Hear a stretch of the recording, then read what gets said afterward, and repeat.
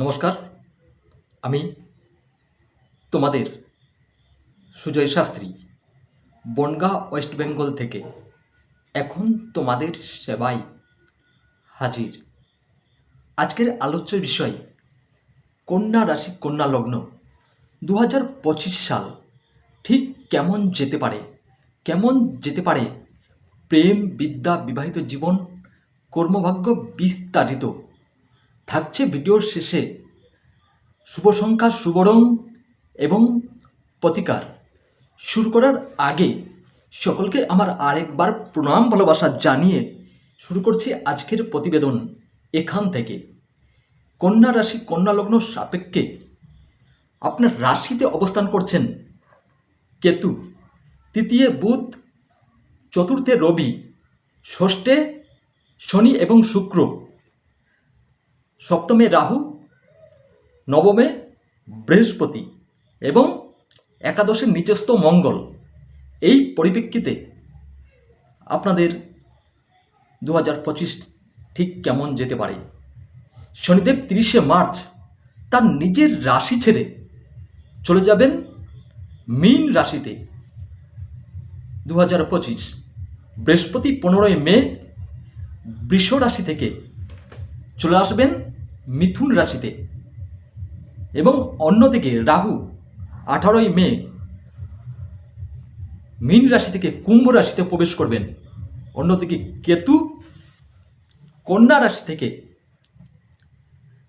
চলে যাবেন সিংহ রাশিতে। এই পরিপ্রেক্ষিতে প্রথমেই আমি আসব বৃহস্পতির কথাই। বৃহস্পতি আপনাদের জীবনে কি ফল দিতে পারে, কেমন প্রভাব আপনাদের জীবনে ফেলতে পারে। কন্যা রাশি কন্যা লগ্ন সাপেক্ষে বৃহস্পতি অবস্থান করছেন আপনার নবম ভাবে। নবম ভাব আপনার ভাগ্যস্থান। বৃহস্পতি আপনার ভাগ্যের মহা পরিবর্তন ঘটিয়েছে এবং 15ই মের আগে পর্যন্ত বৃহস্পতি আপনার ভাগ্যের সাথ দেবে, ভাগ্যকে সাথে নিয়ে চলবে। বৃহস্পতি ভাগ্যের চাকা আপনার 360 ডিগ্রি ঘুরিয়ে দেবে। আমি তোমাদের সুজয় শাস্ত্রী কথা দিলাম 15ই মে বৃহস্পতি যখন বৃষ রাশিতে অবস্থান করে আছেন তখন বৃহস্পতির দৃষ্টি থাকছে আপনার পঞ্চম ভাবে। পঞ্চম ভাব এই সময় যারা সন্তান নিতে চাচ্ছেন এবং অনেক দিন ধরে সন্তান নেওয়ার চেষ্টা করছিলেন, এতে প্রবলেম দেখা দিচ্ছিল, এই সময় পর্যন্ত 15ই মের আগে পর্যন্ত বৃহস্পতির কৃপায় আপনারা সন্তান লাভ করতে পারেন এবং সন্তান নেবার প্ল্যানিং করতে পারেন। বৃহস্পতির পঞ্চম দৃষ্টি যারা উচ্চ শিক্ষার্থী আছেন, উচ্চ শিক্ষা নিতে চাচ্ছেন, তারা উচ্চশিক্ষায় এই সময় সফলতা আসবে এবং উচ্চশিক্ষায় যারা দেশ এবং বিদেশে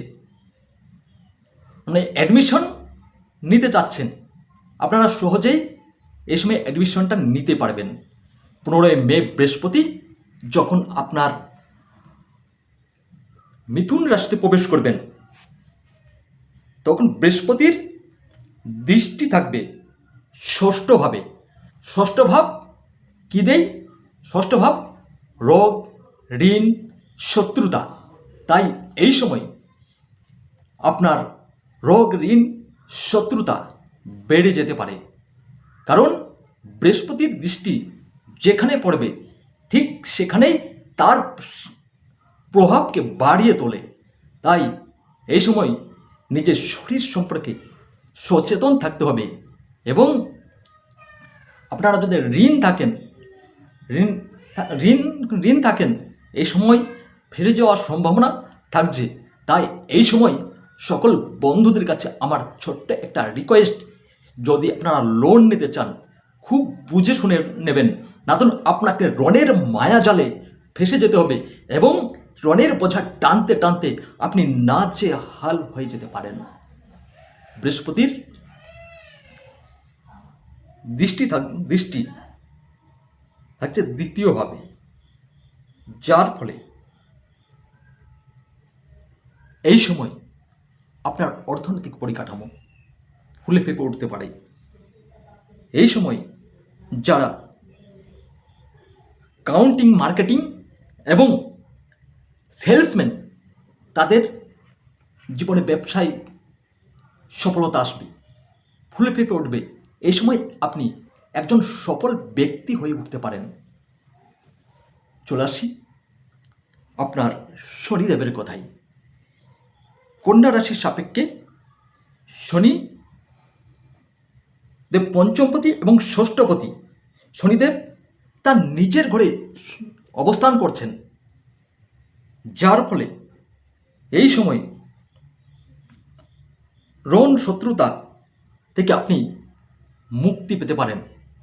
শনিদেবের কৃপায় আপনি এই সময় আপনার লোন পরিশোধ করার একটা সুযোগ পাবেন। এবং যদি আপনার আগে পিছে শত্রুতা থাকে, আপনার শত্রুরা সহজেই বশীভূত হবে এবং আপনার কাছে পরাজিত হবে। চলে আসি আপনার কেতু কথায়। কেতু বর্তমানে অবস্থান করে আছেন রাশিতে। কেতু চলে যাবেন দ্বাদশভাবে। দ্বাদশ ভাব আধ্যাত্মিকতার ভাব, ঐশ্বরিক শক্তি। এই সময় আপনার আধ্যাত্মিকতায় মন বসবে এবং ঈশ্বরের প্রতি বিশ্বাস আসবে, ঈশ্বরের প্রতি আস্থা আসবে। তাই মনে রাখবেন, ঈশ্বরের প্রতি আস্থা রেখে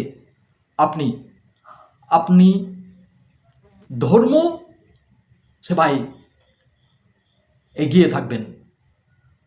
চলে আসি